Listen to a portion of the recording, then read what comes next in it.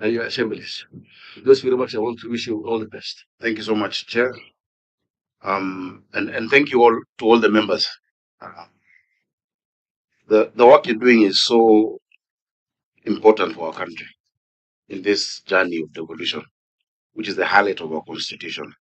And many times it is us who will set precedent on how things are done, because there are many things that have not been done before.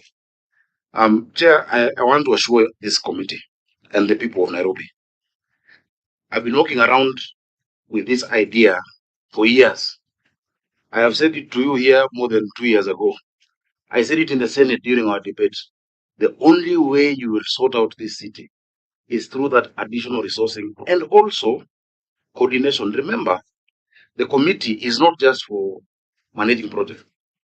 It is coordinating national issues and county issues. For Nairobi, you need that. You might not need that in many other counties. But for Nairobi, you need to have that platform. That is why even you remember during the NMS period, the Director General was co-opted into cabinet. For a reason. The capital needs that visibility. The governor needs to have information on what is happening, across the sectors. Chair, let me give you an example, and I'll finish. I won't take more than 10 minutes.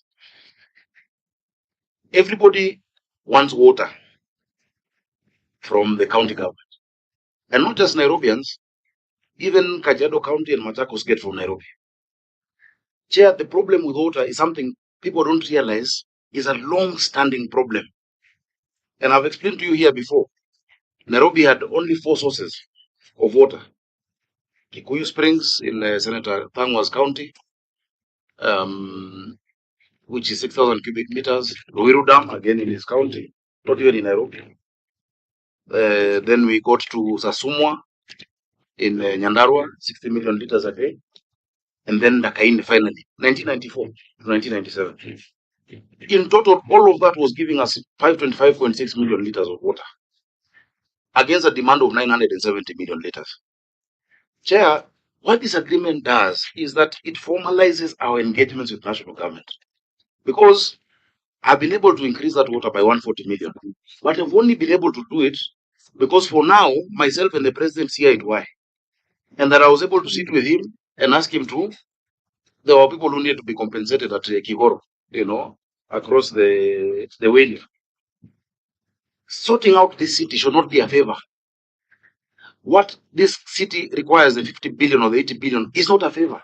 This city carries the entire 60% of the GDP of this country. But the people of Nairobi don't benefit, And Chair, now, in this agreement again, because there's still a shortage of around 220 million liters, I have secured Maragua 4 Dam, which is 130 million liters. And in Senator Thangwa's county, there's a place called Ngedu in Gatundu North. In Ngedu, every day we lose 35 to 40 million liters as we filter the water through what we call backwash. I've secured the money to do reverse backwash system that will give me 55 million liters a day.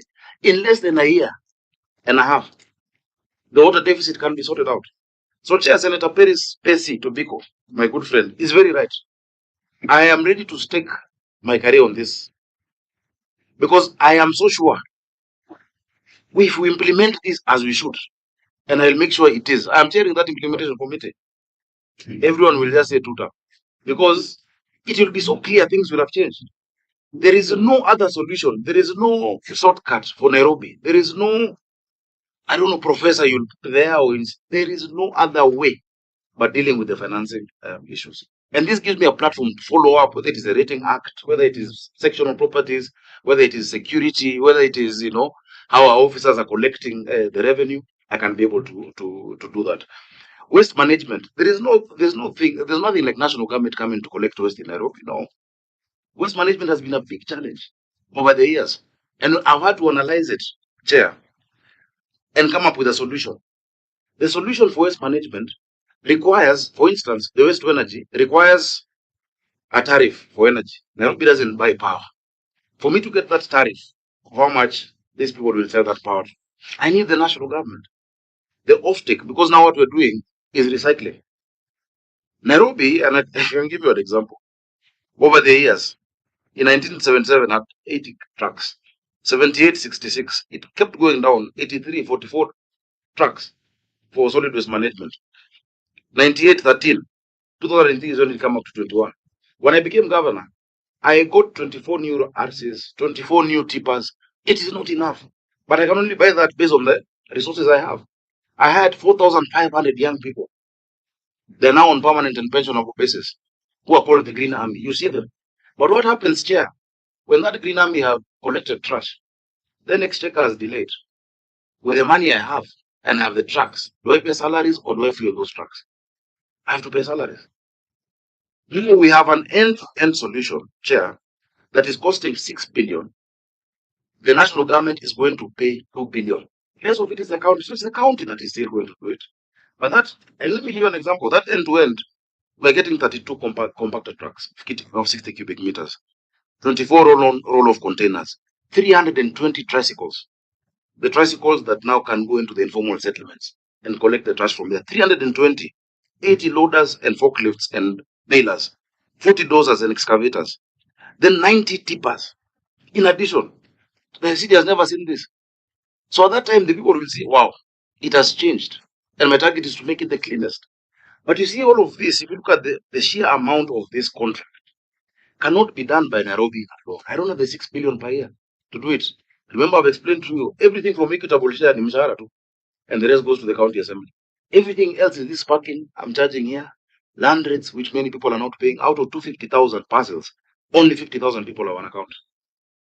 So we want the Paris lifestyle, but with a Nairobi, the people say you have champagne taste on a beer budget. We must also do our part as the people of Nairobi. So, Senator Tobiko, I am willing to take the bull by the horns. This is a very bold agreement.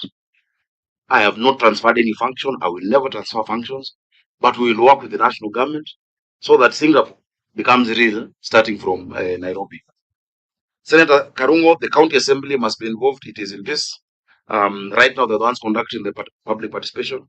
They're the ones at Charter Hall. They're the ones leading it tomorrow in all the sub-counties. There's a committee of 23 members, and they're leading all of that. And as we've said, oversight in, I think, section 7.4, the oversight and everything continues as per PFM. Nothing changes from that. All projects, Senator Kamar, I know there's that issue of such others, but 6.3 says all projects and programs shall be subject to public participation in accordance with applicable laws and also must go through the assembly. Yeah, so we'll put all the programs through the assembly. I understand what your fear is. And I know many people reacted the way they did to this document because of the post-traumatic stress disorder of NMS. And when a snake bites you, even when you see a shoelace, you'll jump. And messed up our staff. They were demoralized, they were transferred, they were mistreated, they left pending bills. And so that's why I said the first thing first. We're not mentioning Article 187, which is transfer. We would not go that way. And I would not be, I don't know, Senator Chuto was saying someone has a panga. Not me. No. And you see, the president himself has said in public, he is not interested in running Nairobi. He does not want those powers. They have said they have not given. Now, if the president is saying he doesn't want it, and I'm saying I'm not transferred, who is this other person with another interpretation that there's been a transfer? The receiving entity does not want, the issuing entity has not given. Who then has created a transfer? We don't want, but we just want to make this city the world-class capital. You've seen what we can do with little money. Just look outside your square over here. I sorted that out. Go today to Moya Avenue Service Lane. Go look at the walkways that we're doing, and it's because we've gotten 120 million from RMLF. What if it was what Nairobi deserves? The whole city would look like that. Look at today, our school enrollment has gone up 40% because I can afford 1.4 billion to feed 320,000 children to go to school. If I had more resources, I would get even those in the informal settlements. So the limit, there's no governor who is happy seeing a pothole out there, or seeing this lack of water that we're saying, or seeing waste. But until you sort out that waste management, there is no angel who can be able to deliver that. And so I'm willing to stake, everything on the line. Senator Muma, you're correct. That provision, I think we need to look at the issue of JVs and VPPs. When I became governor, I found 8,991 staff houses in Nairobi. Today, we're constructing 73,000. Not affordable housing. County projects. Jericho, the ones where we actually, Woodley had 43 houses. that we brought down to do 1975 houses. That is a huge, huge change, And to do that, I also need to connect more water, more sewer in those areas. People say, oh, the planning is haphazard. Kileleshwa and Kilimani houses are going up, but you're not doing the attendant amenities. We're doing that. This program of 1.8 by 1.8 along both sides of the river will include lateral connections to it. From Kilimani, Kileleshwa, Dagoretti, North Kawangware, all these 27 kilometers of the river, and we'll finish by January 15th of next year. So, Chair, so that I don't go on and on, I'm grateful to this committee for this opportunity. I don't think Kenyans have had my explanation before today, a proper explanation. And of course, during this time, there's also a lot of propaganda and politics and different intentions, from people. Somebody once told me that as a leader, I want Chair to hear, and my friend Amran is. Chair, listen. Somebody once told me that I'm giving you my disposition. That as a leader with responsibility, even you as a chair, don't be afraid to be misunderstood and make that not make you act. If you're doing the right thing and your conscience is clear, do it, people will understand. Of course, we'll do it according to the law. But if I'm to have paralysis of analysis and stay trapped in the headlights like an antelope, this city would not move. This city would not change. So as a governor who has that constitutional mandate to do the best to transform this city, I feel that this is a great milestone that we will refine, we will look at, but we have to make it work. In fact, I can't wait for those 14 days so that we have the first meeting, so that we align those projects, so that we bring here supplementary appropriations, so that we get more budget, so that we make Nairobi work. So thank you so much, Chair, for this opportunity, and may God bless you and all the members of the committee. Thank you so much for what's listening to them. So now we have between yourselves and what we can listen. Now we understand now. Okay. So members, I think keep reviewing it, and there being no other business.